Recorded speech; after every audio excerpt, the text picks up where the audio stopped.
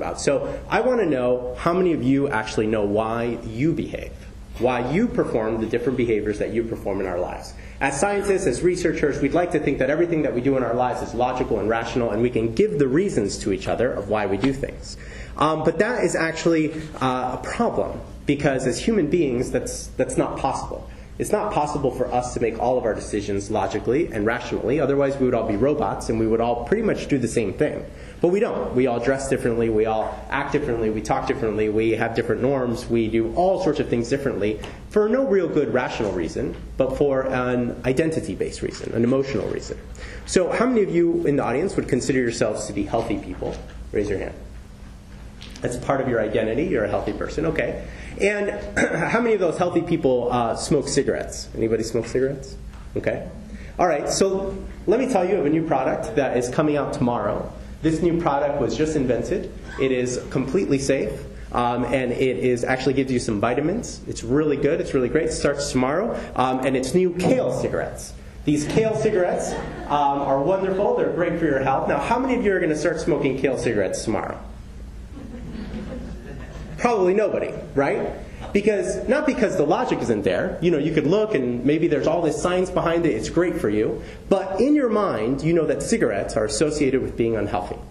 Now, it will take years. Let's say this product was invented and it is really healthy. It would take years, if not decades, of athletes and other well-known healthy people to come out and say, I do this is healthy, and I support it, before any of us that identify as healthy people would even be okay with trying this product, because cigarettes are not associated with the idea of being healthy. So a lot of times, we have all these rational reasons of why we don't do something, and we use those rational reasons to discount the identity-based reasons of why we engage in healthy behaviors, or environmentally friendly behaviors, or in any other behaviors in our lives. And if we can understand a little bit more about why we behave, and not look at it as a weakness, just look at it as part of human nature, that we all learn from other human beings how to be the kind of person we want to be, it gives you an edge over your audience. Because who you are motivates behavior more powerfully than what you know. We spend decades of our lives watching other human beings and learning from them what is acceptable. How to be a man, how to be a woman, how to be a professional, how to be a scientist, how to be all these different things. And we have the logical list. But we also have the lists of things that make us feel right, make us feel like the kind of person we're supposed to be. And for your audience, they have these feelings as well. And these feelings often get in the way of the logic that you're trying to present to them. So when I ask you, who is your audience, I'm not asking you for their demographics, for you to tell me, this is their age, this is how much money they make, this is where they live, this is their gender, this is their ethnicity. I want to know who they are. What are their values? What's their lifestyle like? What do they think about when they wake up in the morning? What do they think about when they go to bed? What do they worry about at night? And for that risk behavior or unhealthy behavior or just bad behavior that you're trying to target, what's the good reason that they do it? People don't just wake up one day and say, I'm going to do something unhealthy today, or I'm going to do something stupid today, or I'm going to do something bad today. They have a reason to do it. And the sooner that we respect that reason and acknowledge that it is a good reason to them, and if it's a good reason to them, then guess what? It's a good reason to you. Because you are the social marketer that's trying to reach them and trying to convince them somehow to change. So no matter how bad the behavior is, whether it's binge drinking or smoking, or whether it's not recycling, or whether it's eating unhealthy, or whatever it is that you're trying to reach, there is a good reason why that person chooses not to do that behavior. And it may not be a logical reason, but it will make sense if you ask the right questions. So oftentimes, our audience insights aren't really insights. They're us just trying to figure out how much they agree with us, right? We ask them questions about, well, what do you think of this knowledge? And what do you think of this attitude? Do you agree with this attitude? Yes or no? Do you agree with that attitude? Yes or no? Okay, here's the gap. You don't agree with me here, so now I need to make a whole social marketing campaign around this thing that you disagree with me about. But in reality, we actually don't need people to agree with us. We just need people to change their behavior. And people actually can perform the exact same behavior for many different reasons.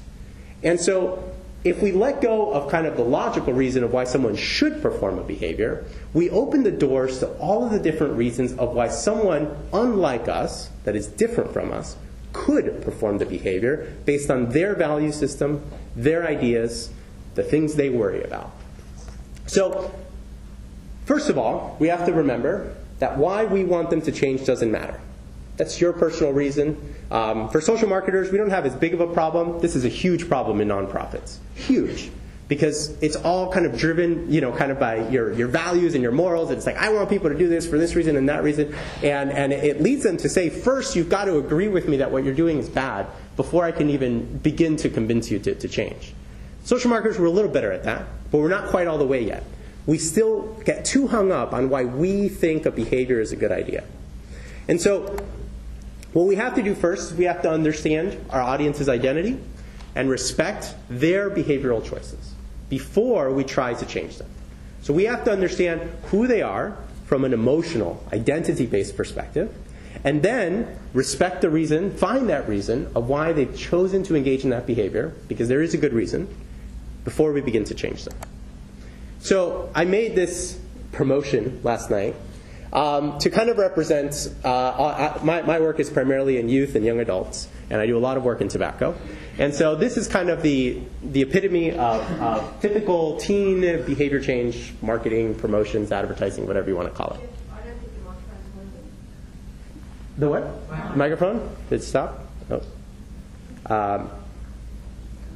So there we go. So this is kind of the typical promotion. And in the typical promotion, there's a couple things. First of all, we assume that all teenagers are the same, and they always hang out in interracial groups. And we assume that they're always happy to be together and to be photographed. If you have a teenager in your family, you know they actually are usually not happy to be photographed by you. And we also assume that they want to live tobacco-free for the reasons that we tell them.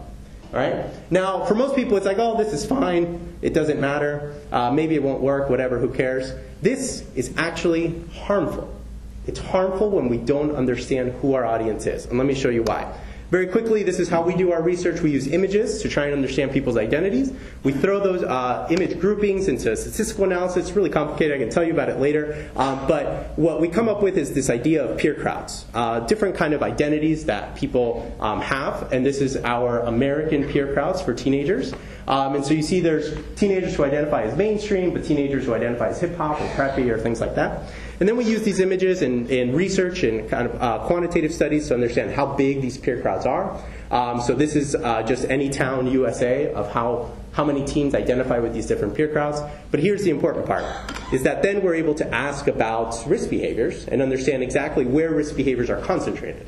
So instead of looking at teens as one big group, we're able to look at them as subgroups that are defined by their identity, and then look at, oh, there's the problem in alternative teens or country teens.